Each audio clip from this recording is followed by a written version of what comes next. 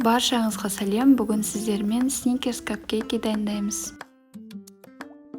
Ең алдымен шоколадты кремімізді дайындаймыз. Ол үшін стейкімізді бір ысытып алып, осындай шоколадымыздың үстіне құйып, блендермен араластырамыз. Массамыз біріккеннен кейін бетін пищевой пленкамен жауып, шамамен 4-5 сағатқа холодильникке қоямыз. Айранымызға ас судасын қосып, 5 минутқа көпіргенше қоямыз. Қайнаған суымызға кофемізді қосып, араластырып суытамыз. Ендігі кезек қамырымызды дайындаймыз. Ол үшін жұмыртқа мен шекерімізді жақсылап миксерлеп, көпіргенше араластырамыз. Одан кейін жаңағы айранымызды, сұйық май және кофемізді барлығын біріктіреміз. Ұнымыздың үстіне разрыхлитель какаомызды салып, араластырып, жаңағы сұйық массамызға қосып, жақсылап миксерлейміз.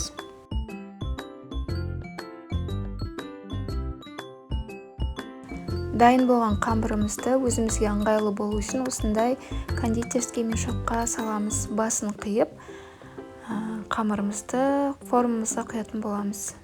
Қатты толтырмай, тек қана ортасына дейін құямыз. Видеода көрсетілгендей қамырымызды осылай жан-жағына жағып шығамыз.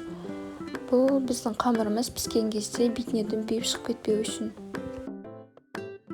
Ең алдымен пешімізді қыздырып алып, қызғаннан кейін 180-190 градуста шамамен жарты сағаттай пісіріп аламыз.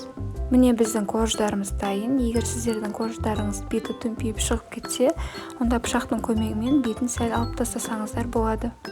Ендігі кезек кремімізді дайындаймыз. Ол үшін маскарпонемізді миксерлеп, оның үстіне шоколадты кремімізді қосып, жақсылап араластырамыз.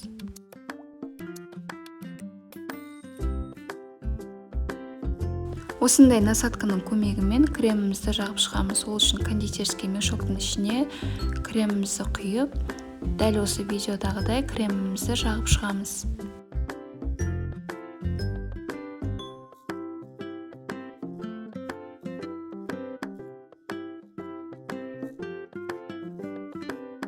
Міне біздің капкейктеріміз дайын.